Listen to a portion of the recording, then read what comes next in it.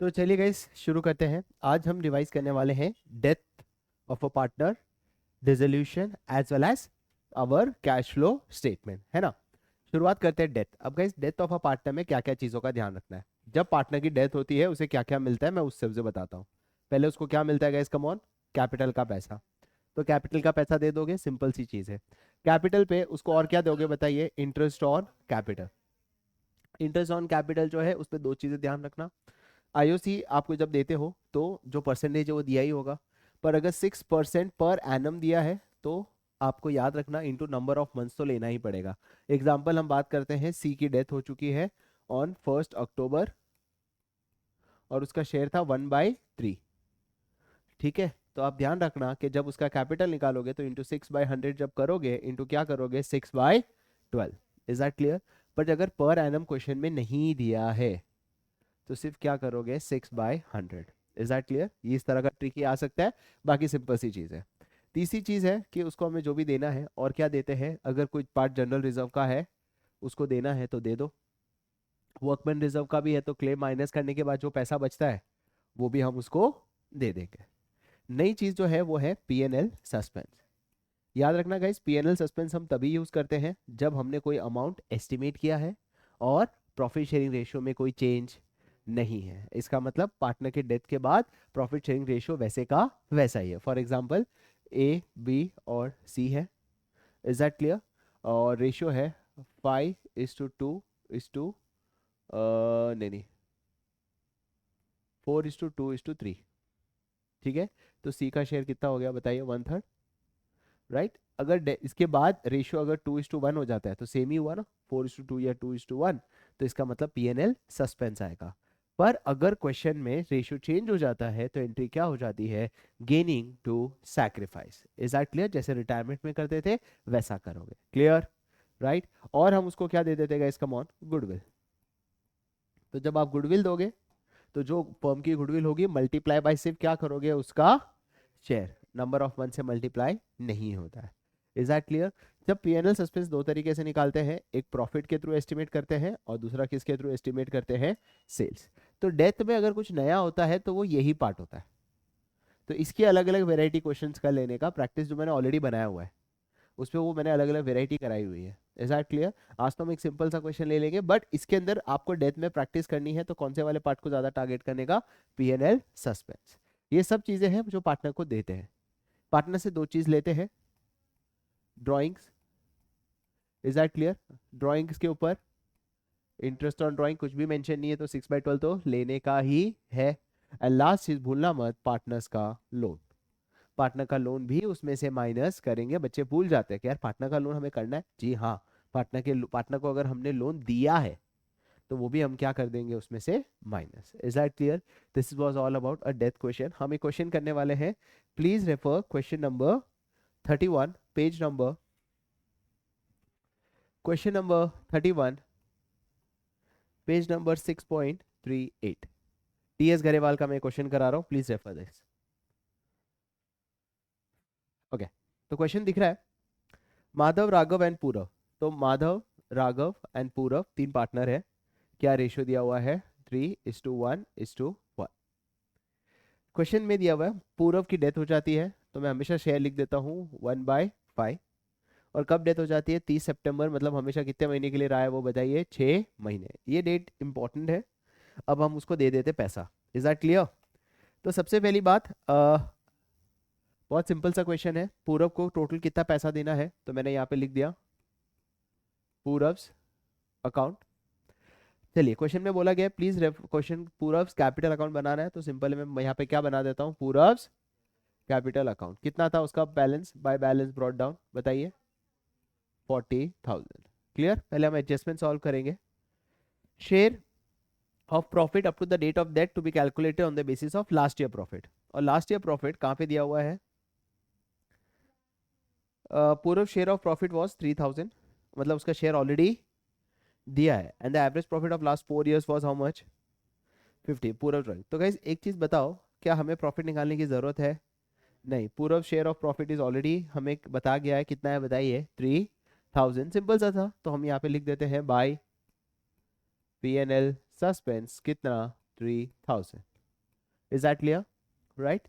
आगे क्या दिया हुआ है? Share of goodwill will be calculated on the basis of 3 years purchase of average profit of last 4 years. Last 4 years का average profit already हमें दिया हुआ है. कितना दिया हुआ है वो? 50,000 मल्टीप्लाइड बाई 3. तो गुडविल कितना हो गया बताइए? 1,50,000. उसमें उसका शेयर कितना है? 1/5.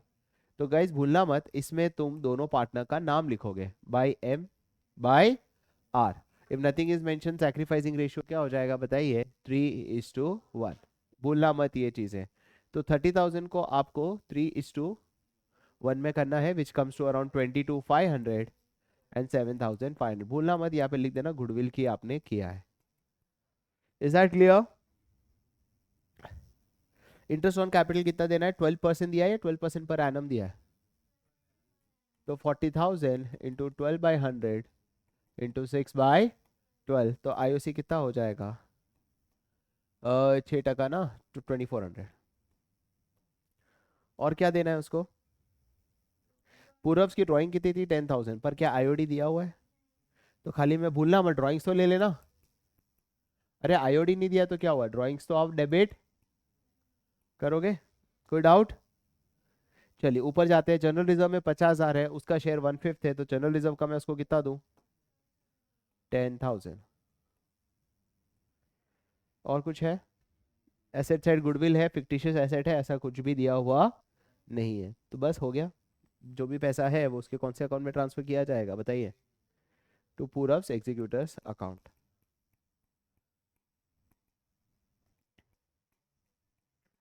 कितना हो जाएगा? 33. टोटल कर लो ना प्लीज. ओके गाइस, तो टोटल बैलेंस आया 75,400 and total becomes 85,400. I think ये बेसिक सा इजी क्वेश्चन तुम्हें क्लियर हो गया होगा. अब हम कुछ ऐसे क्वेश्चंस उठाते हैं जहां पे पीएनएल सस्पेंस कैसे निकालते हैं उसकी 2-3 वेराइटी में करा देता हूं. This is how you suppose to prepare a simple question for death. PNL के दो अलग अलग variety at the ledger of loan account. If you have done with this you are good to go. Clear? Question number 20 guys, page number 6.35. TS Grewal का question number 20 एक बार refer करिए आप. ये नई बुक है राइट? ओके. तो guys question में इस तरह से दिया हुआ है, अजय, भावना एंड श्रेया, इनके पास क्या रेशियो था बताइए? 2:2:1. फिर क्वेश्चन में ऐसा दिया है कि on 1 July Shreya diet. Shreya diet तो कितना शेयर इसका? 1/5 और 3 महीने बाद. गाइस ये पहले ही लिख देना, April May June. Is that clear? ये जरूरी है. आगे क्या दिया हुआ है? Sales for the year 23-24. तो सेल्स दिया गया है 2023-24 का. कितना दिया हुआ है बताइए? 5 lakh. And that of 1 April to 30 June is 1,40,000. तो इस साल का कितना दिया हुआ है बताइए? 1 अप्रैल से 30 जून का 1,40,000. आगे दिया हुआ है rate of profit for the past 3 year had been 10% on sales. तो रेट ऑफ प्रॉफिट कितना है बताइए? 10%. Since Shreya's leap was only her son, who is differently able, it was decided that the profit for the purpose of settling Shreya's account will be calculated on the basis of 20% on sales. तो भाई हर बार 10% था, पर इसके लिए हम कितना ले रहे हैं बताइए? 20%. तो कुछ भी नहीं करना है guys, you just have to follow. PNL suspense में कितना लोगे गाइस बताओ? 1,40,000 इंटू उसका शेयर कितना है बताइए? 1/5 इंटू 20%. समझ आया? सर 1,40,000 का सेल्स है, उसका 20% क्या हो गया? उसका प्रॉफिट. पर वो प्रॉफिट पूरे पूरे क्या है? फर्म का प्रॉफिट हुआ ना, खाली उसका प्रॉफिट थोड़ी हुआ. राइट? और 1/5 क्या हो जाएगा? उसका शेयर, डेथ पार्टनर्स शेयर. तो विच कम्स टू अराउंड कितना हो जाएगा एक बार देख लीजिए? 28,000 डिवाइडेड बाय 5. तो the answer is 5,600. Is that clear guys? समझ आ गया? याद रखना सर, क्वेश्चन में जनरली सेल्स दिया हो तो आपको नंबर ऑफ मंथ से मल्टीप्लाई करने की जरूरत नहीं है. अगर करंट ईयर का सेल्स दिया हो तो सीधा डीपीएस कर लो, तुम्हारा आंसर आ जाएगा. Is that clear? सबको समझ आ गया? सेल्स, सेल्स का मल्टीप्लाई बाय क्या कर दिया? प्रॉफिट. प्रॉफिट से खाली क्या मल्टीप्लाई कर दिया? 1/5. Guys please refer question number 19. Question number 19 एक नॉर्मल सा क्वेश्चन है. एबीसी पार्टनर है. क्या रेशियो है? 2:2:1. सी की डेथ हो जाती है मतलब 1/5 शेयर. कब मर जाता है? 3 महीने बाद, क्योंकि 30 जून को उसकी डेथ हो रही है। Profit and sales for 31 March, previous year का कितना सेल्स दिया हुआ है बताइए? प्रीवियस ईयर सेल्स दिया हुआ है 10 लाख और प्रॉफिट कितना दिया हुआ है बताइए? 1 लाख, राइट? प्रीवियस ईयर अगर सेल्स 10 लाख है और प्रॉफिट 1 लाख है तो कितना है प्रॉफिट का परसेंटेज? कहना इसे 10%, किसी को कोई डाउट है? सिंपल ना, 10 लाख का 10% इज 1 लाख। इस साल का सेल्स कितना है बताइए? जब उसकी डेथ हुई उस अप्रैल टू जून, 1,50,000, कुछ भी मेंशन नहीं है। तो इस साल भी हम कितना परसेंट कमाएंगे? 10% ही कमाएंगे। तो 1.5 लाख का 10% कितना हो जाता है? 15,000। कितना हो जाता है बताइए? 15,000। कोई डाउट? राइट, अब तुम्हें क्या करना है? खाली 15,000 इंटू 1/5 कितना आ जाएगा गाइस? Come on, 3,000। कोई doubt? Please come to question number 16। Question number 16, TS Grewal, page number 6.34, है ना? इसमें दिया हुआ है मनोज, राकेश एंड हर्ष, इनका प्रॉफिट रेशियो दिया है 2:2:1। उसके बाद ये दिया है कि मनोज की डेथ हो जाती है 30 जून को, मतलब 3 महीने बाद, और उसका शेयर कितना है बताइए? 2/5। Rakesh and Harsh decided to continue the business, share and profit and loss from the beginning till the date of death will be determined on the basis of last year profit, मतलब पिछले साल के प्रॉफिट के basis पे इस साल का determine होगा। पर पिछले साल क्या हो गया बताइए? लॉस। कितना लॉस हो गया? 2 लाख। तो क्या लॉस है तो इस साल का प्रॉफिट नहीं निकालोगे? नहीं सर, इस साल भी क्या हम अज्यूम करेंगे? अगर पिछले साल लॉस हुआ है तो इस साल भी लॉस ही हुआ है। तो हम कैसे निकालेंगे? 2 लाख इंटू 2/5 इंटू, बोलना मत, 3/12, क्योंकि सेल्स के बेसिस पे नहीं हो तो आपको डीपीएस तो मल्टीप्लाई करना ही है। डीपीएस मतलब death partner shares plus multiply by क्या करना है? Number of months. तो ये कितना हो जाएगा देख लो? 2 lakh divided by 5 into 2, 80,000 into 3 divided by 12 कितना हो जाएगा बताइए? 20,000। कितना हो जाएगा? 20,000 आ गया। तो ये 20,000 क्या है? What is this 20,000? This 20,000 is your loss, जो किसको बेयर करना है? एम को। जनरली हमारी एंट्री क्या होती है बताइए? PNL suspense to M capital. अब यहाँ पे एंट्री क्या हो जाएगी? उल्टी, क्योंकि ये लॉस है। इस तरह का क्वेश्चन आ सकता है। तो M capital to PNL suspense, समझ आया? राइट, और एम के कैपिटल में किस साइड लिखोगे? Debit side. Is that clear? तो this covers your PNL sales वाला जो बेसिक क्वेश्चन है वो मैंने करा दिया।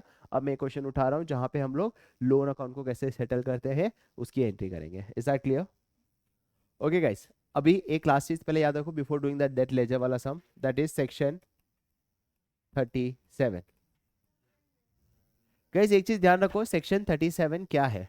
इधर देखो, ध्यान दो। What is this section 37? Photo में सेक्शन 37। गाइस सेक्शन 37 ये कहता है कि अगर किसी पार्टनर की डेथ हो जाती है, उसके बाद उसके पास दो ऑप्शन है अगर उसके लोन का पैसा हम नहीं चुका रहे तो। फॉर एग्जाम्पल पार्टनर है सी, उसके लोन में कितना चला गया? 1 लाख देना है, राइट? कब डेथ हो जाती है? 30 जून, और 31 मार्च को हमें अभी तक फर्म ने उसका पैसा चुकाया नहीं है। पहला ऑप्शन ये है कि सपोज इंटरेस्ट हमने डिसाइड किया है 10%, तो इस 1 लाख पे into 10%, is that clear? Into 10% into how many months? 9/12। आप इस तरीके से उसका इंटरेस्ट दोगे। ये तो नॉर्मल तरीका हुआ कि भाई 9 महीने का इंटरेस्ट दो। या दूसरा तरीका ये है कि प्रॉफिट का उसको प्रोपोर्शनेट पैसा मिलेगा। प्रॉफिट का उसको क्या मिलेगा? प्रोपोर्शनेट पैसा, but based on profit sharing ratio नहीं, बेस्ड ऑन कैपिटल, कि टोटल कैपिटल में उसका कितना प्रोपोर्शन है, उसका उतना प्रॉफिट का हक मिलेगा। फॉर एग्जांपल ए का कैपिटल था 5 लाख, बी का कैपिटल था 4 लाख, तो टोटल कैपिटल कितना हुआ बताइए? 10 लाख हुआ। 5 लाख और 4 लाख 9 लाख, प्लस 1 लाख, क्योंकि वो तीनों पैसा अभी तक चुकाया नहीं है, तो टोटल कैपिटल कितना हो गया बताइए? 10 लाख। उसमें उसका कितना कैपिटल है? 1 लाख। तो कैपिटल में उसका कितना प्रोपोर्शन है? कैन आई से 10, 1/10 मल्टीप्लाइड बाय, सपोज इस बार कंपनी ने प्रॉफिट कितना कमाया, उसके डेथ के बाद कितना कमाया बताइए? 40,000। तो उसका शेयर कितना हो जाएगा बताइए? 4,000। Is that clear? समझ आया? राइट। तो कैसे निकालते हैं सेक्शन 37? सर उसका कैपिटल कितना है out of the total capital multiplied by इस साल का प्रॉफिट कितना है आफ्टर हिज डेथ। समझ आया? तो कहने का मतलब ये है सेक्शन 37 कहता है कि आपको आपके मरने के बाद कंपनी ने आपके मरने के बाद जो प्रॉफिट कमाया उसका आपको प्रोपोर्शनेट मिलेगा, पर कितना प्रोपोर्शनेट मिलेगा? जितना आपके पास कितना है बताइए, capital, and not your profit sharing ratio. That is your section 37। मैं क्वेश्चन कराता हूं, please bring question number 35। Question number 35 देखिए, रमेश, सुरेश एंड दिनेश पार्टनर है। क्या रेशियो है? 3:2:1। Dinesh died on 1 May. Dinesh died हो जाता है 1 मई को, तो कितने महीने बाद? खाली 1 महीने बाद। और दिनेश का शेयर कितना है? 1/6। On which date Ramesh Suresh draft all the necessary adjustment stood. कितना कैपिटल है बताइए इसका? 120, 80 और इसका 50। तो टोटल फर्म का कैपिटल कितना है बताइए? 2.5 लाख। उसमें उसका कैपिटल कितना है? 50,000। तो कितना प्रोपोर्शनेट हुआ बताइए? 1/5। Is that clear? सर 1/6 उसका प्रॉफिट शेयरिंग रेशियो है एंड 1/5 क्या है उसका? Proportionate capital. समझ आया? आगे क्या दिया हुआ है? Ramesh Chauri decided to carry on the business for 8 month without settling his account during this period of 8 months. उसका प्रॉफिट कितना था बताइए? फर्म ने कितना प्रॉफिट कमाया? 40,000। मेरा सवाल है इस 40,000 में सेक्शन 37 क्या बोलता है? उसको 1/6 के हिसाब से मिलेगा या 1/5 के हिसाब से? 1/5। दैट इज सेक्शन 37 से कि आपको 1/5 के हिसाब से मिलेगा। What is this 1/5? Sir total capital में से आपका कैपिटल का क्या प्रोपोर्शनेट है? टोटल कैपिटल कितना था? 2.5 लाख। उसमें आपका कितना था बताइए? 50,000। तो कितना हो जाता है बताइए? 1/5। तो मल्टीप्लाई बाय 1/5 करो, तुम्हारा आंसर कितना आ जाएगा बताइए? 8,000। Is that clear? समझ आया? ये आपको कौन कहता है? Section 37। Is that clear? Okay guys, तो अब हम करने वाले हैं एक ऐसा क्वेश्चन जो कि है विद रिस्पेक्ट टू लेजर्स बनाने का। ठीक है, तो ये डेथ का लेजर्स बनाने का है। एबीसी पार्टनर्स है, sharing profit and loss in the ratio of 3:2:1। किसकी डेथ हो जाती है? सी की डेथ हो जाती है ऑन 30th ऑफ जून। तो अपने भाई सी का शेयर कितना मुझे बताइए फटाफट? 1/6। कब महीने हो जाता है? 3 महीने बाद। After all the necessary adjustment it showed a credit balance कितना था? 70,600। सीस एग्जीक्यूटिव वाज पेड 10,600 इमीडिएटली, मतलब 1 जुलाई को पे कर दिया। बाकी कितना पे किया बताइए? 3 equal.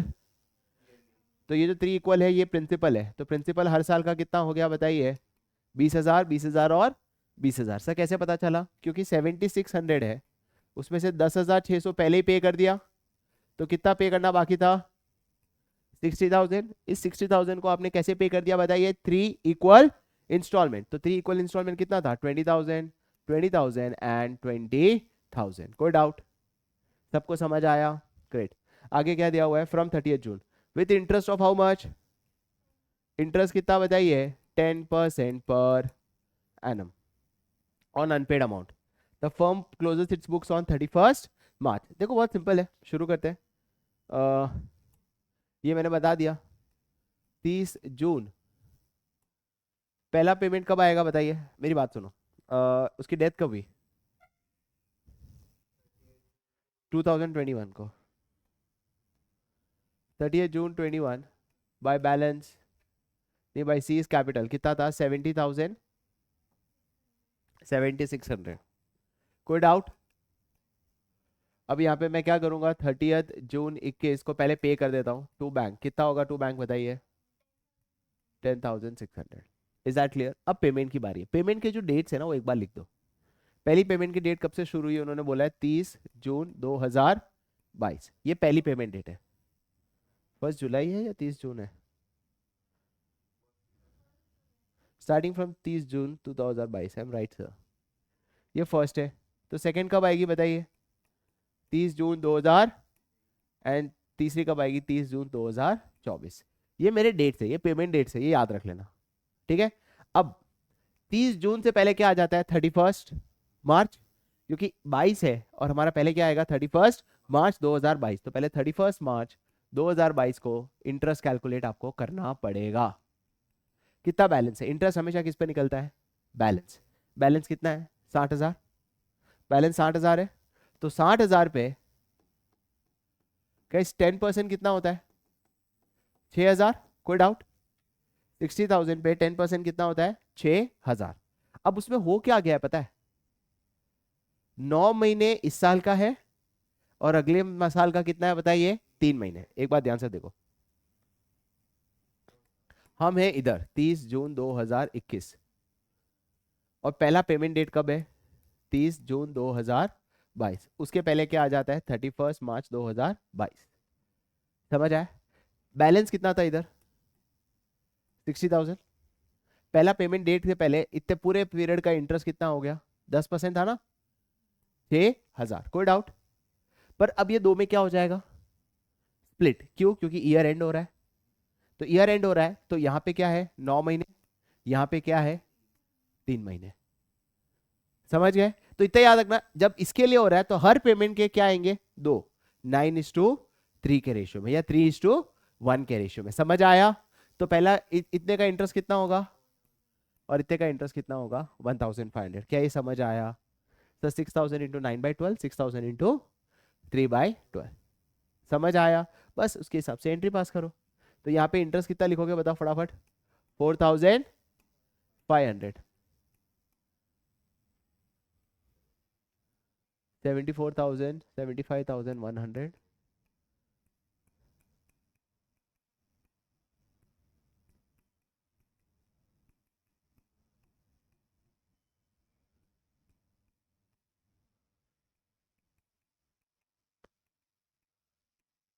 Bye balance brought down कितना? 64,500। क्या हमारा पेमेंट डेट आया अभी तक? जी नहीं, 3 महीने बाद। तो 3 महीने का मैं क्या लिखूंगा बताइए? Bye interest. कितना इंटरेस्ट लिखूंगा? 4,500 हो गया 1,500। समझ गया? अब बारी आती है पेमेंट की। पेमेंट के लिए हम क्या लिखेंगे? 30 जून 2022 टू बैंक। दो चीजें हम देते हैं इसमें, एक प्रिंसिपल और एक। प्रिंसिपल कितना है बताइए? वो फिक्स है। इंटरेस्ट कितना है बताइए? 6। तो ये कितना हो जाएगा? 26,000। खत्म। अब मेरा बैलेंस कितना बचा? जब आपका टोटल बैलेंस 60,000 था, पहले साल 20,000 पे कर दिया, बैलेंस कितना बचा? 40। नहीं है तो कैलकुलेट कर लो, this plus this minus this करोगे कितना आएगा? 40,000। तो अब जो भी इंटरेस्ट आएगा वो किस पे निकलेगा? 40। 40 पे कितना बताइए? 10% कितना होता है? 4,000। 40 का 10% कितना होता है? 4,000। उसको वापस क्या रेशियो में बांटोगे? 9:3। 9 मंथ्स और 3 months, which comes to around 3,000 and 1,000। अरे समझ आया? क्लियर? तो बस इस हिसाब से करो। 31 मार्च 23 बाय इंटरेस्ट, सॉरी 3,000। 31 मार्च 23। तुम बैलेंस निकाल देना, मुझे तो पता है।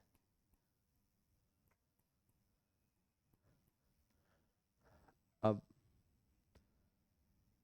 1 अप्रैल 23, ये 1 अप्रैल होगा। बाय बैलेंस ब्रॉट डाउन कितना? 43,000। अब 3 महीने का क्या रिकॉर्ड करोगे? इंटरेस्ट। सेकेंड पेमेंट डेट आ चुकी है। कितना इंटरेस्ट रिकॉर्ड करूंगा? 3,000 रिकॉर्ड कर लिया, तो इधर कितना रिकॉर्ड करूंगा? 1,000। अब बारी आती है पेमेंट्स की। क्या लिखूंगा? To bank. प्रिंसिपल कितना? 20,000। इंटरेस्ट कितना? 4,000। टू 24,000। अब क्या रिकॉर्ड करूंगा? अब फिर से इंटरेस्ट। अब बैलेंस कितना बचा बताइए? 20,000 बचा। 20,000 का इंटरेस्ट कितना होता है? 2,000। 9:3 मतलब 1,500 और 500। ये 9 और 3 पूछने के कम चांसेस है, बट अगर आ गए तो ये इस तरह का रेशियो होता है। तो बताइए कितना हो जाएगा? 31 मार्च 24 बाय इंटरेस्ट कितना? 1,500। 31 मार्च 24 to balance carry down 21,500 total। अब बोलो फटाफट बोलो। 1 April 24 by balance brought down 21,500। 30 June 24 by interest 500, and the payment date has come 30 June 24 to bank 22,000, and this ledger is over। Is that clear guys? क्या ये समझ आ गया? इसी के साथ हमने डेथ की प्रैक्टिस कर ली है. Now let's go with the next topic which is your realization. Guys realization के हम सीधा सम्स ही करेंगे, ध्यान रखना. रियलाइजेशन में हम सम्स ही करेंगे, सीधा सम से हम समझ जाएंगे. रियलाइजेशन का हमने ऑलरेडी समझाया हुआ ही है क्या करना है. स्टेप नंबर 1 भूल जाओ सारे एसेट्स, भूल जाओ सारी liability. Step number 2 generally question में किया हुआ नहीं होता, दैट इज पार्टनर्स लोन. जब तक लोन खत्म नहीं हुआ पार्टनर्स लोन एंट्री में आएगा. सिर्फ स्टेप नंबर 3 में realization, cash in bank and partners capital. Is that clear? हम इसके रिलेटेड कुछ क्वेश्चंस करेंगे please. Yes guys please bring page number 7.57, question number 12 of TS. Grewal. हम चैप्टर कर रहे हैं डिसोल्यूशन की. डिसोल्यूशन का हम अब पहले क्वेश्चन प्रैक्टिस करेंगे, वो है that is with respect to journal entries. और जर्नल एंट्रीज खत्म होने के बाद हम फिर करेंगे, बताइए, उसके ledger. Right guys, question number 12 ऐसा लिखा हुआ है, Simar, Raja and Rita are partners in a firm sharing profit and loss in the ratio of 2:1. The firm dissolve on 31 March. सब एसेट्स और लायबिलिटीज उन्होंने ट्रांसफर कर दी है. इसका मतलब स्टेप नंबर 1 खत्म हो चुका है, स्टेप नंबर 2 खत्म नहीं हुआ है. A debtor whose debt was 90,000 had been written off as bad, paid 88,000 in full. पैसा आया, बैंक अकाउंट डेबिट कितना 88,000 टू रियलाइजेशन कितना 88,000. Second, creditors to whom 121,000 was due. Creditors को कितना ड्यू था बताइए 121. हमारे लिए इसकी वैल्यू कितनी है 0. एक्सेप्टेड स्टॉक ऑफ 71,000, मतलब उसने एक स्टॉक ले लिया कितने का 71,000. अपने लिए उसकी वैल्यू कितनी है 0. The balance was paid to them. Balance कितना बचा 40,000, नहीं 40 नहीं 50. ये 50,000 को हमें एंट्री पास करनी होगी. इसकी एंट्री क्या हो जाएगी बताइए रियलाइजेशन टू बैंक. कितना बताइए 50,000. Is that clear? तीसरा, Raja had gave a loan to the firm 18,000. Guys loan है, लोन फर्म को राजा ने लोन दिया तो हमें चुकाना पड़ेगा. He was paid 15,000 in full settlement. अब बच्चे यहाँ पे क्या गलती कर लेते पता है, रियलाइजेशन टू बैंक ले लेते हैं. गलत है सर, ये लोन है, ये पार्टनर है. राइट यस गाइस, तो याद रखना गाइस, पार्टनर का लोन कभी खत्म नहीं होता. स्टेप नंबर 2 आपका खत्म नहीं हुआ है. तो कितना राजा का लोन था बताइए जो हमें चेक चुकाना है. राजा लोन कितना था 18,000. उसको हमने पे कितना किया 17,000. तो बाकी का कहाँ चला जाएगा to realization 1,000. Is that clear guys? Okay next D करिए. डी देखिए क्या लिया हुआ है, इन्वेस्टमेंट वर्थ 53,000. इन्वेस्टमेंट कितना था बताइए 53. हमारे लिए उसकी वैल्यू कितनी है 0. Out of which investment of 43,000 was taken by Simar. तो 43,000 कौन ले गया सिमर ले गया. कितने में ले गया 52. हमें कितना फायदा हुआ टू रे 52. तो एंट्री हो जाएगी टू रियलाइजेशन और सिमर पार्टनर है एंड सिमर्स कैपिटल क्या हो जाएगा डेबिट. कितने अमाउंट से 52. अगली चीज है the balance of investment was sold for 12,000. निकालने की जरूरत नहीं है तो टू आप एंट्री एक में भी लिख सकते हो. बैंक कितना 12,000 और रियलाइजेशन में ऐड कर दो 64,000. आप अलग अलग भी लिख सकते हो, आपकी मर्जी. Expenses on dissolution was 19,000 and the same was paid by firm. Easy है. रियलाइजेशन टू बैंक कितना अमाउंट था, अमाउंट बता सकते हैं 19,000 debit 19,000 credit. Profit on dissolution amounted to 30,000. Guys profit है तो रियलाइजेशन अकाउंट टू पार्टनर्स, जो भी कितने पार्टनर्स थे बताइए 2S 2R and 2S 2R 2 Rita. कितना क्या रेशियो था 2:1. 12,000 6,000.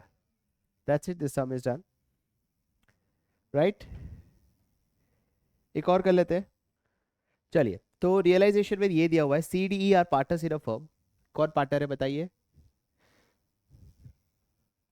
सी डी और ई, क्या रेशियो है सी डी ई का बताइए? 3:1:1। चलिए गाइस, वी आर डूइंग इस क्वेश्चन नंबर 21 हम क्वेश्चन कर रहे हैं, प्लीज निकालिए।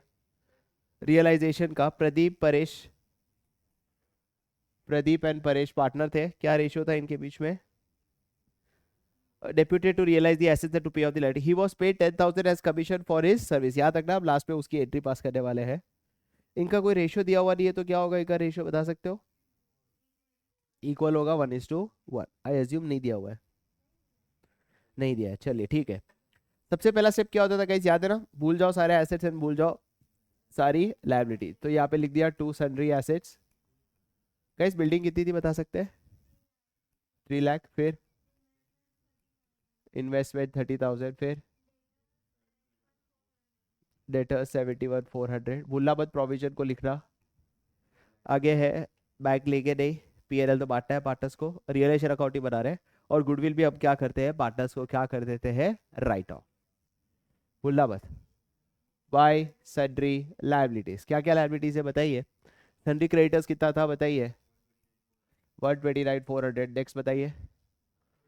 Miss Pradeep loan, miss Pradeep is a normal liability, कितना है बताइए? 40,000। अगला Paresh loan is a partner, last में देखिएगा आईएफआर तो पार्टनर्स को बांट देंगे। यस गाइस, गुडविल यहाँ पे लिया जाएगा। आई एम सो सॉरी, मैं वो एडमिशन में खो गया। गुडविल कितना था बताइए? 10,000। परेश लोन कितना था बताइए? 40,000। आगे क्या दिया हुआ है? परेश लोन लेके नहीं, आईएफआर लेके नहीं, आईएफआर नहीं, इन्वेस्टमेंट कब हो रहा है? आईएफआर को कितना ले बताइए? 8,000। ये हम लोग, याद है मैंने कहा था सिर्फ यही रियलाइजेशन ऐसा चैप्टर है जब आप आईएफआर को लेते हैं। कितना है आईएफआर? 8,000। नेक्स्ट, कैपिटल अकाउंट दिया हुआ है, उससे कोई हमें मतलब नहीं है। Is that clear? ओके, सबसे पहले ऊपर वाला लायबिलिटी भूल जाते हैं, क्या है? नहीं, स्टेप नंबर 2 कर लेते हैं। पार्टनर का लोन है गाइस, पार्टनर का कितना लोन है बताइए? 24,000। अब एक बात बताओ, कुछ एडजस्टमेंट दिया है पार्टनर के लोन को कैसे चुकाएंगे? नहीं दिया है तो क्या हिसाब से चुकाएंगे बताइए? पे ऑफ कर दो।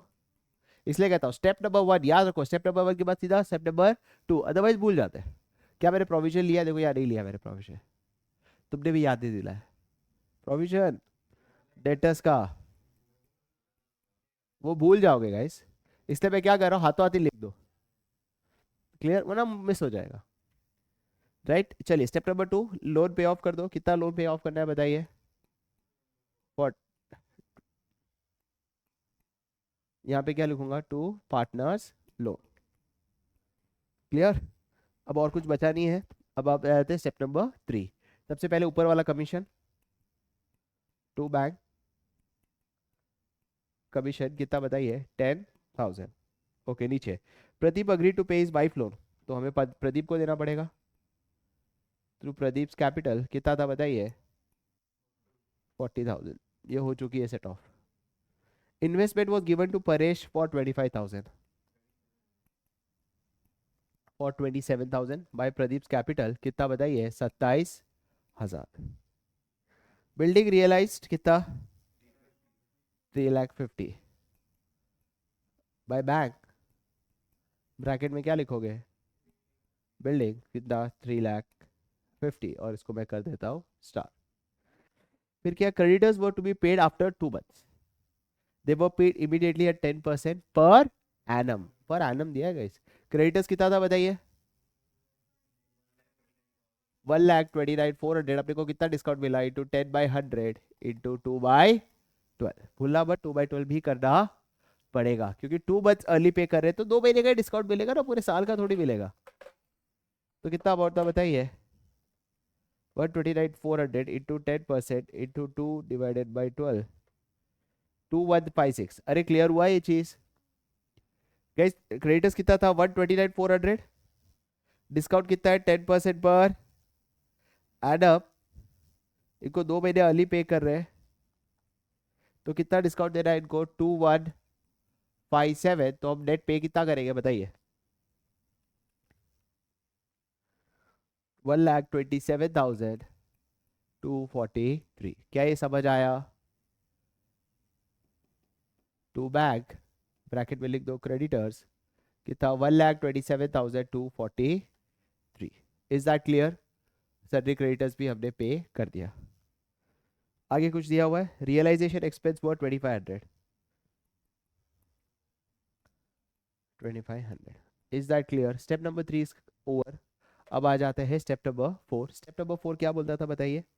अगर कोई एसेट, अगर कोई लायबिलिटी रियलाइज नहीं हुई है तो उसको कौन से वैल्यू पे रियलाइज करने का? Book value, except intangible asset. तो ये दोनों को मतलब नहीं है। इधर बिल्डिंग रियलाइज हुई है, क्या इन्वेस्टमेंट लेके गया था? हाँ, तो इन्वेस्टमेंट रियलाइज हो चुका है। डेटर्स नहीं हुआ, तो डेटर्स को हम क्या वैल्यू पे रियलाइज करेंगे? बुक वैल्यू बाय बैक कितना बताइए? 71,400। क्लियर? गुडविल तो कुछ करेंगे नहीं, that's it, the some is done. एक बार चेक कर लो। ओके गाइस, यहाँ पे एक गलती हो गई। प्रदीप का जब पार्टनर्स का लोन चुकाएंगे तो ऑब्वियसली एंट्री क्या होती है? प्रदीप लोन टू बैंक, तो ऑब्वियसली वो प्रदीप लोन और बैंक में जाएगा, इधर थोड़ी आएगा। तो इसका आंसर आ चुका है guys, by realisation to realisation profit कितना आया? 38,657। Is that clear guys? तो इसी के साथ हमने रियलाइजेशन कंप्लीट कर लिया है। अब आ जाते हैं कैश फ्लो स्टेटमेंट। अब हम कर रहे हैं वॉल्यूम, जो हमारी कंप्लीट कर रहे हैं वो है volume number cash flow statement, जो कि है वॉल्यूम नंबर 3। चलिए गाइस, पहली बात एक बार पूरा फॉर्मेट याद कर लेते हैं, देन वी विल इंश्योर क्या क्या चीजें हैं जो फाइनेंसिंग का पार्ट है, ऑपरेटिंग का है, वो थोड़ी चीजें ध्यान रखनी है हमने को, जो मैं यहाँ पे आपको अंडरस्टैंडिंग के लिए बता रहा हूँ। शुरुआत ऑपरेटिंग एक्टिविटी की शुरुआत कहाँ से होती है बताइए? सरप्लस, है ना? इस सरप्लस में हम ऐड क्या करते हैं बताइए? डर्ट। गाइस डर्ट का मतलब, डी का मतलब होता है प्रपोज डिविडेंड, वो हमेशा प्रीवियस ईयर का लोगे। आई मतलब इंटरिम डिविडेंड, जो करंट ईयर का लेते हैं। आर मतलब reserves and surplus, and T मतलब प्रोविजन फॉर टैक्स। इस प्रोविजन फॉर टैक्स में जरूर ध्यान रखना कि अगर इंफॉर्मेशन टैक्स की एक ही दी है तो वही तुम्हारा प्रोविजन भी हो गया और वही तुम्हारा टैक्स पेड भी हो गया। दो इंफॉर्मेशन दी है तो करंट ईयर का प्रोविजन हो गया, प्रीवियस ईयर का टैक्स पेड हो गया। तीन इंफॉर्मेशन दी है तो आपको क्या बनाना पड़ेगा? उसका ledger. Is that clear guys? जो भी अभी क्वेश्चन करेंगे जिसके अंदर वो लेजर बनाएंगे, इससे जो भी ये चार चीजें ऐड होती है तो इससे जो आंसर आता है उसको हम क्या बोलते हैं guys? Come on, net profit before tax and extra ordinary items. ये आपका पहला आइटम हुआ, ये है दूसरा। अब आ जाते हैं दूसरे पड़ाव पे, विच इज नॉन कैश और नॉन ऑपरेटिव। ऐड करते हैं non cash slash non operative. Guys non cash में सिर्फ दो ही है जो याद होना चाहिए, एक है डेप्रीसिएशन और दूसरा है अमोर्टाइजेशन। इसके सिवाय तीसरा कोई है ही नहीं। Is that clear? पहला कौन सा है बताइए? डेप्रीसिएशन, और दूसरा है अमोर्टाइजेशन। अब अगर नॉन ऑपरेटिंग की बात करूं तो ये एक है इंटरेस्ट और debentures paid. Is that clear? जो किस पे से माइनस होगा बताइए? फाइनेंसिंग। और दूसरा है कोई भी तरीके का loss on sale of machinery, जो किसका पार्ट है बताइए? इन्वेस्टिंग। यहां पे ऐड किया है तो वहां पे तो 100% दोनों क्या होने वाला है? माइनस। लेस क्या करेंगे बताइए? Non operating income. Non operating बहुत सिंपल है, इंटरेस्ट और डिबेंचर्स पे किया है तो वो तो है, तो यहाँ पे इंटरेस्ट और डिविडेंड या डिबेंचर रिसीव्ड वो माइनस करते हैं, और दूसरा gain on sale of an asset. Is that clear? अब यहाँ पे मैं कुछ चीजें बता देता हूँ। क्वेश्चन में अगर आपको दिया गया है कि आप एक फाइनेंसिंग कंपनी हो, आप लोन लेते हो, लोन चुकाते हो, उससे इनकी ये आइटम को कोई फर्क पड़ने वाला नहीं है, क्योंकि आपके लिए फाइनेंसिंग एक्टिविटी हर बिजनेस के लिए क्या होता है? सेम। आप इंटरेस्ट पे करो, डिविडेंड पे करो, इफेक्ट सेम रहेगा। बट जो आप पैसा किसी को देते हो उस पे जो भी आपको इंटरेस्ट रिसीव हो रहा है, या डिबेंचर पे जो इंटरेस्ट रिसीव हो रहा है या डिविडेंड रिसीव हो रहा है, वो आपका अभी इन्वेस्टिंग का पार्ट नहीं है, वो आपका किसका पार्ट हो गया बताइए? ऑपरेटिंग। ये आपको 1 मार्क पे पूछा जा सकता है। कोई फाइनेंसिंग कंपनी के लिए इंटरेस्ट रिसीव्ड या डिविडेंड रिसीव्ड वो कौन सा पार्ट है बताइए? इन्वेस्टिंग। पर इंटरेस्ट पे या डिविडेंड पे वो तो फाइनेंसिंग ही रहेगा। वो कंफ्यूज करने के लिए बोलेंगे फाइनेंसिंग कंपनी ने इंटरेस्ट पे किया, अरे वो तो फाइनेंसिंग एक्टिविटी हो रहा, धंधे में फाइनेंस अरेंज कर रहे हो। Is that clear guys? समझ गए? राइट। अब इसके बाद आता है operating profit before working capital changes. यहाँ पे मैं बहुत सारी चीजें ध्यान रखना। सबसे पहली बात हम ऐड करते हैं increase in current liability, decrease in current assets, और लेस करते हैं decrease in current liability, increase in current assets. कौन सी करंट लायबिलिटी हम लेते ही नहीं है? वो करंट लायबिलिटी हम नहीं लेंगे तो वो कहा जाएगा सर? Financing activity. पहला है कौन सी करंट लायबिलिटी हम लेते नहीं है, वो है bank overdraft. Sir bank overdraft current liability का पार्ट नहीं है, वो फाइनेंसिंग का पार्ट है। दूसरा कोई भी टाइप की शॉर्ट टर्म बोरोइंग्स। ये दोनों ये चीज ध्यान रखना, ये आपका किसका पार्ट है बताइए? फाइनेंसिंग का पार्ट है, ये आपका इसका पार्ट नहीं है। Is that clear? दूसरी चीज जो आपको ध्यान रखना ये है कौन सी एक्टिविटीज है जो करंट एसेट का है पर वो वर्किंग कैपिटल का पार्ट नहीं होगा। पहला कैश बैक, ये दोनों क्यों नहीं होगा बताइए? क्योंकि ये कैश एंड कैश इक्विवेलेंट। दो और आइटम है भूलना मत, एक है करंट इन्वेस्टमेंट और एक है मार्केटेबल सिक्योरिटीज। समझ आया? क्लियर हुआ ये चीज? राइट। नेक्स्ट, इससे जो आंसर आता है वो है operating profit after working capital changes, और लेस क्या करेंगे? Tax paid. ठीक है, सिंपल। अब एक चीज ध्यान रखो, एक आइटम है जो मैंने बताई नहीं है, वो है एक्स्ट्रा ऑर्डिनरी आइटम्स। जो पूरा सुन लो तो उसके पहले राइट लेस क्या लिखेंगे? Tax paid. अब एक्स्ट्रा ऑर्डिनरी एक्टिविटीज क्या क्या है और ध्यान रखो पहले। सर एक्स्ट्रा ऑर्डिनरी एक्टिविटीज यहाँ कहाँ फिट होता है मैं बता देता हूँ। ये जो तुम्हें डर्ट दिख रहा है, ये जो डर्ट दिख रहा है ना, यहाँ पे क्या लिखा है? Before extraordinary items. कोई भी एक्स्ट्राऑर्डिनरी आइटम्स का इफेक्ट यहाँ पे दोगे, जो यहाँ पे इफेक्ट दोगे उसका एग्जैक्ट ऑपोजिट कहाँ पे दोगे? इधर टैक्स पेड के वहां पे, यहाँ पे। राइट। अब मैं बताता हूँ एक्स्ट्राऑर्डिनरी एक्टिविटीज क्या क्या होती है। पहला, loss by fire on goods. क्या एक्स्ट्राऑर्डिनरी एक्टिविटी है? हाँ सर, ये नॉर्मल ऑपरेटिंग में लॉस होता रहता है। तो ये लॉस ऊपर क्या करने वाले हो? ऐड। क्योंकि एक्सपेंसेस सारे ऐड, इनकम सारे माइनस। ऊपर ऐड करोगे तो नीचे वापस क्या करोगे? लेस। सर इसका इफेक्ट दोनों का ऑपरेटिंग में ही होने वाला है, याद रखना। एक्स्ट्रा ऑर्डिनरी आइटम्स का इफेक्ट किधर होता है? दोनों ऑपरेटिंग में। ऊपर ऐड तो नीचे एग्जैक्टली लेस। नीचे कहां पे? टैक्स पेड के वहां पे। क्लियर? दूसरा, insurance received on goods lost by fire, ये भी एक्स्ट्राऑर्डिनरी आइटम है। ऊपर ऐड करोगे तो ऊपर लेस करोगे क्योंकि रिसीव हुआ है, तो नीचे क्या करोगे? Is that clear? तीसरा मेरा सवाल है, loss by fire of machinery, क्या ये एक्स्ट्राऑर्डिनरी आइटम है? द आंसर इज नो, क्योंकि ये ऑर्डिनरी काम ही नहीं है। मशीनरी आपका ऑर्डिनरी पार्ट थोड़ी है, गुड्स आपका ऑर्डिनरी पार्ट है। तो लॉस बाय फायर और मशीन जो है यहाँ पे ऐड जरूर करोगे, क्योंकि ये लॉस है तो जरूर, पर ये ऑपरेटिंग का पार्ट है। ये किसका पार्ट हो जाएगा? इन्वेस्टिंग। कौन सा पार्ट हो जाएगा? तो लॉस है तो ऊपर ऐड तो करोगे, पर कहां पे माइनस करोगे बताइए? Investing. Is that clear guys? Right. And last is tax refund. Simple, again tax refund है तो ऊपर लेस, नीचे add. Is that clear? Right. तो इसी के साथ कैश फ्लो के अंदर, ऑपरेटिंग के अंदर जितने भी है मैंने वो सारे बता दिए।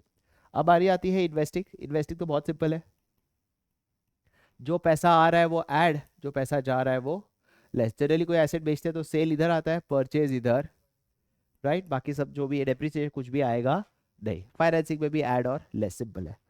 अब हम दो क्वेश्चंस करेंगे, राइट, जो कि होगा पर अच्छा फिर लास्ट में या बुल्ला बता, फिर फाइनेंसिंग एक बार बता ही देता हूँ।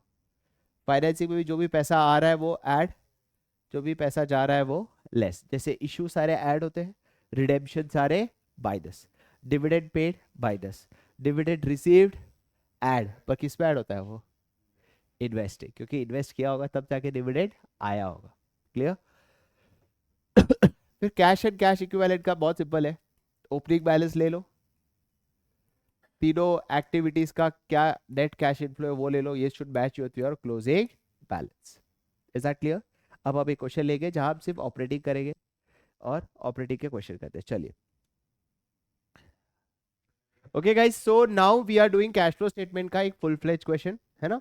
तो हम सिर्फ ऑपरेटिंग एक्टिविटी लेंगे पहले इस क्वेश्चन में, एक और क्वेश्चन लेंगे जहां इन्वेस्टिंग और फाइनेंसिंग के रिलेटेड हो। चलिए इसको, चलिए गाइस फर्स्ट क्वेश्चन आप देखिएगा एडजस्टमेंट। एडजस्टमेंट में आपको दिया हुआ है इक्विपमेंट, और ध्यान रखना कि यहाँ पे आपको प्रॉपर्टी प्लांट इक्विपमेंट का एक ही इंफॉर्मेशन दिया है, तो आप ही एक ही लेजर बनाओगे जो मैं यहाँ पे बनाने वाला हूँ, राइट, जिसके है property plant equipment. To balance brought down 375 by balance carried down 545, 5,45,000। ठीक है, अब यहाँ पे क्या हुआ है, ड्यूरिंग देयर एक इक्विपमेंट था 50,000 का, वो सोल्ड। अच्छा एक ही एंट्री आएगी सेल की, सेल की क्या एंट्री आती है बता सकते हैं आप? By bag by P&L loss. कितना था बताइए? 5 लाख का एसेट था, 60,000 का लॉस था, 4,10,000 का एसेट था, क्योंकि 5 लाख में से 90,000 तो डेप्रिसिएशन था उसका। उसमें से कितने में बेचा बताइए? 60,000 के लॉस में। तो कितना हो गया बताइए बैग में? 3,50,000, और लॉस कितना हुआ? 60। कोई doubt? Okay guys please focus, ये बहुत अच्छा क्वेश्चन है, ध्यान से सुनो। There was a equipment costing 5 lakh was purchased, so guys this is a purchase value, please ध्यान दो इधर। टू बैंक कितना होगा बताइए परचेज? 5 लाख, ये ध्यान रखना, ये परचेज वैल्यू था। कितना परचेज किया बताइए? 5 लाख। आगे दिया है loss on a sale of an equipment, कितना था बताइए? 60,000, वो यहाँ पे मैंने लिख दिया। और डेप्रिसिएशन चार्ज ऑन देम कितना है बताइए? 90,000। हम ये अज्यूम करेंगे 90,000 क्या है एसेट के ऊपर डेप्रीसिएशन। कितना है बताइए?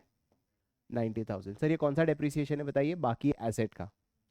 Clear, right. अब बाय बैंक जो निकलेगा वो हमारा क्या निकलेगा बताइए? Balancing figure.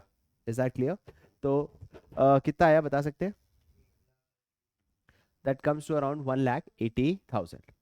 अब हमारे लिए ऑपरेटिंग में खाली क्या काम क्या है बताइए? एक डेप्रीसिएशन और एक लॉस, तो ये दोनों मैं लिख देता हूं। यहाँ पे डेप्रीसिएशन कितना लिखूंगा बता सकते हो? 90,000। और लॉस कितना लिखूंगा बताइए? 60,000। फटाफट करते हैं अभी। पेटेंट परचेस कितना था 90,000 का?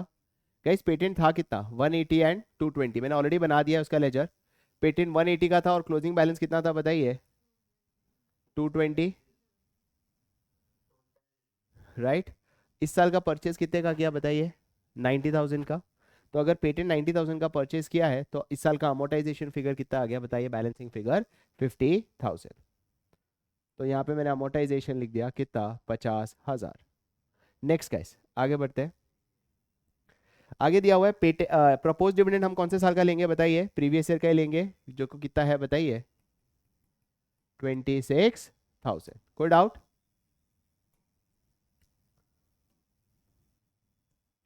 आगे चलिए, अब शेयर कैपिटल हमारे लिए कोई वैल्यू नहीं मैटर करता। रिजर्व्स एंड सरप्लस देखते हैं। रिजर्व्स एंड सरप्लस 80 से 170 हो गया, मतलब कितने से बढ़ गया रिजर्व्स एंड सरप्लस?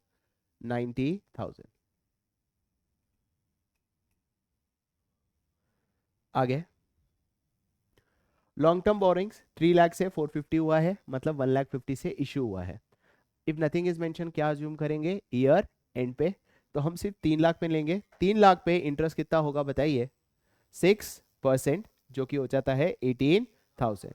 ये भी इंटरेस्ट को भी हम यहाँ पे लेते हैं 18,000। कोई doubt?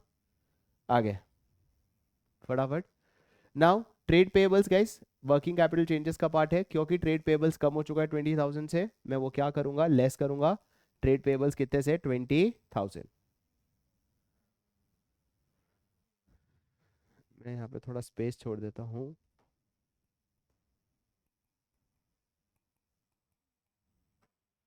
Next short term provision देख लीजिए। सिर्फ दो ही इंफॉर्मेशन दिए तो क्या अज्यूम करते हैं? प्रीवियस ईयर का टैक्स पेड और करंट ईयर का क्या हो जाएगा बताइए?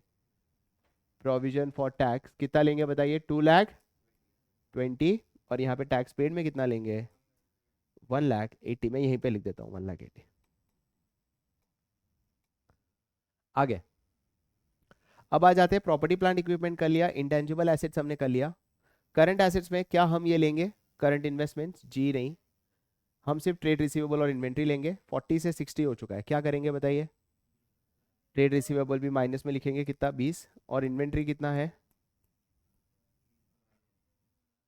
इन्वेंट्री जो है वो है 40,000, वो भी माइनस में लिखेंगे बिकॉज वो भी डिक्रीज हुआ है, इंक्रीज हुआ है sorry. Cash and cash equivalent तो लास्ट फिगर है, दैट्स इट। अब हम टोटलिंग कर लेते हैं।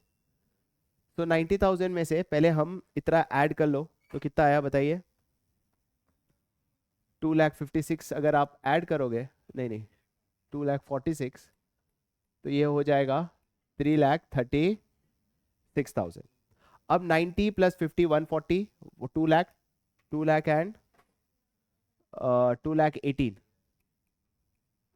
ये ऐड हो जाएगा। तो 2,18,000 अगर आप इसमें ऐड करते हो तो कितना आता है? It comes to around 5,54,000। Less करेंगे ये तीनों, जो कि हो गया 80,000, विच comes to around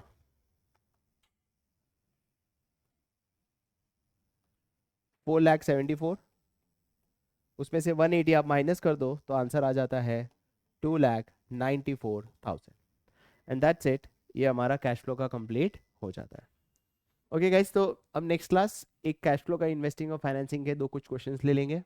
will be doing debentures and will also be doing share capital. Is that clear?